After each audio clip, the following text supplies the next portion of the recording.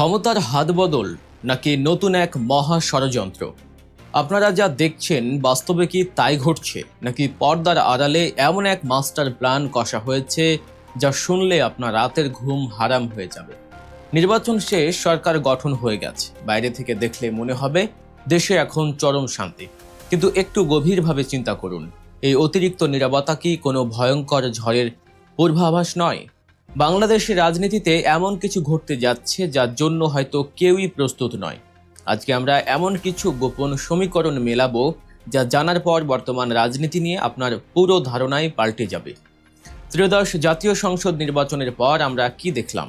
খুব মসৃণভাবে একটি সরকার গঠন হলো, মন্ত্রণালয়ও ভাগাভাগি হয়ে গেল, কিন্তু আসল খেলাটা শুরু হলো ঠিক এরপরই। মানুষ বুকে রক্ত দিয়ে রাজপথে লড়াই করে একটা গণভোটে রায় দিয়েছিল। তাদের একটাই দাবি, রাষ্ট্র সংস্কার, ক্ষমতার একক আধিপত্য ভেঙে একটা ব্যালেন্স বা ভারসাম্য তৈরি করা। কিন্তু দেশের অন্যতম প্রধান রাজনৈতিক দল বিএনপি যখন ক্ষমতায় এসে প্রথম বড় পদক্ষেপ হিসেবে সংবিধান সংস্কার পরিষদের শপথ বয়কট করল, তখন পুরো দেশের রাজনীতি সচেতন মানুষের চোখ কপালে উঠে যায়। আপনার কি মনে হয় এটা নিছকই কোনো দলের সাধারণ সিদ্ধান্ত? একদমই না। রাজনীতিতে বোকা বলে কেউ নেই। এটি ছিল একটি ক্লিয়ার সিগন্যাল। যারা ক্ষমতায় এসেছে ঠিকই, কিন্তু যে সিস্টেম ব্যবহার করে একসময় এক আধিপত্য বিস্তার করা যেত, সেই সিস্টেম তারা বদলাতে নারাজ। এই শপথ বয়কটের মানে হলো, আমরা চেয়ারে বসেছি কিন্তু চেয়ারের পাওয়ার আমরা ছাড়ব না। অর্থাৎ জনগণের সংস্কারের দাবিকে এক নিমিষেই যেন হিমাগারে পাঠিয়ে দেওয়া হলো। এবার একটু নির্বাচনের দিনের কথা মনে করে দেখুন। কোনো বড় ধরনের মারামারি বা রক্তপাত হয়নি ঠিকই, কিন্তু ভোট গণনার সময় যা ঘটেছে তা নিয়ে হাজারো প্রশ্ন রয়ে গেছে। কোথাও কোথাও পোলিং এজেন্টদের বের করে দেওয়া হয়েছে, কোথাও আবার ভোটের ব্যবধান এতটাই অস্বাভাবিক ছিল যে সাধারণ মানুষের মনে গভীর সন্দেহের জন্ম নিয়েছে। সবচেয়ে আশ্চর্যের বিষয় হলো প্রশাসনের ভূমিকা।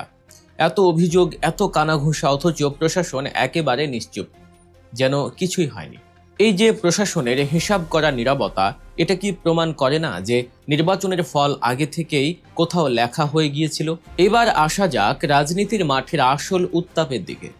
একদিকে যখন ক্ষমতার ভাগাভাগি নিয়ে ঠান্ডা মাথার চাল চালা হচ্ছে, অন্যদিকে রাজপথে জমছে বিশাল এক ক্ষোভের মেঘ। ডাক্তার শফিকুর রহমানের একটি ছোট্ট বাক্য পুরো রাজনৈতিক সমীকরণকে যেন নতুন করে কাঁপিয়ে দিয়েছে। তিনি বলেছেন, আন্দোলন ছাড়া আমাদের আর কোনো পথ নেই।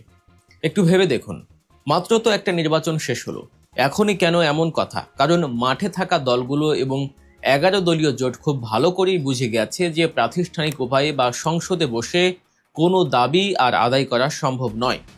যখন সিস্টেম আপনার কথা শোনে না, তখন মানুষ রাজপথ বেছে নেয়। আর এই রাজপথে রাজনীতি কখনোই শূন্য থেকে তৈরি হয় না। এর পেছনে থাকে দীর্ঘদিনের জমাট বাঁধা ক্ষোভ, অবহেলা আর প্রতিশ্রুতির পর প্রতিশ্রুতি ভঙ্গের যন্ত্রণা।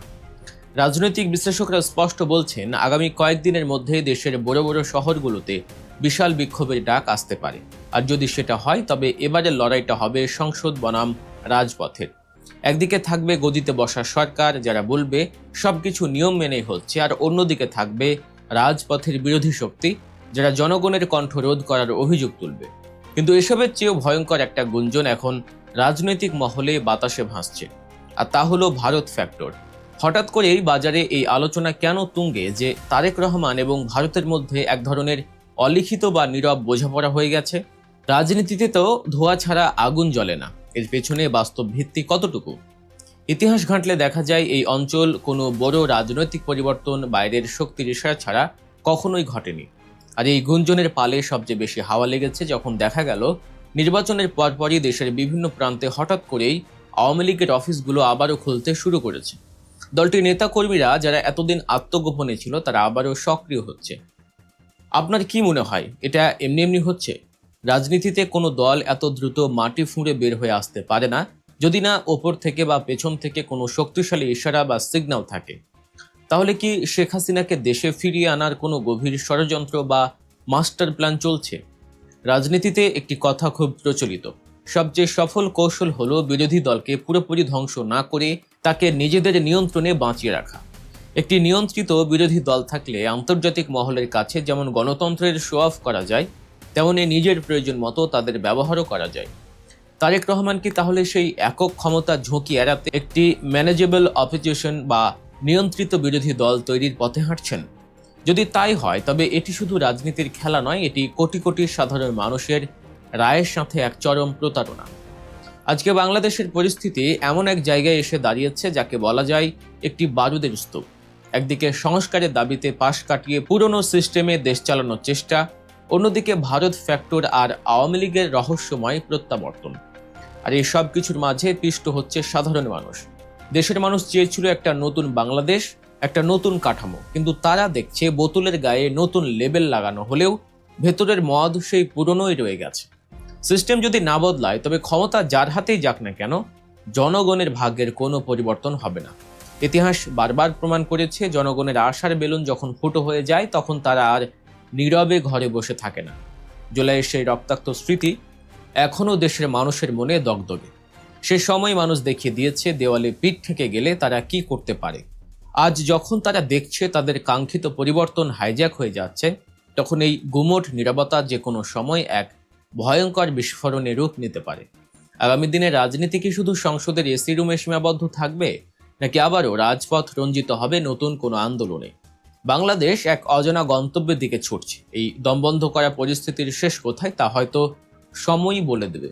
তবে রাজনীতির এই জটিল অঙ্ক মেলাতে, ক্ষমতার পেছনের নোংরা খেলাগুলো বুঝতে এবং বাংলাদেশের রাজনীতির প্রতিটি মুহূর্তের সত্য খবর পেতে গল্প নিউজ চ্যানেলটি সাবস্ক্রাইব করে আমাদের সাথেই থাকুন। আপনার একটি সাবস্ক্রিপশন আমাদের সত্য তুলে ধরতে আরও বেশি সাহস যোগাবে। দেখা হচ্ছে পরবর্তী ভিডিওতে। সে পর্যন্ত ভালো থাকুন, সুস্থ থাকুন, রাজনৈতিক সচেতন থাকুন। আল্লাহ হাফেজ।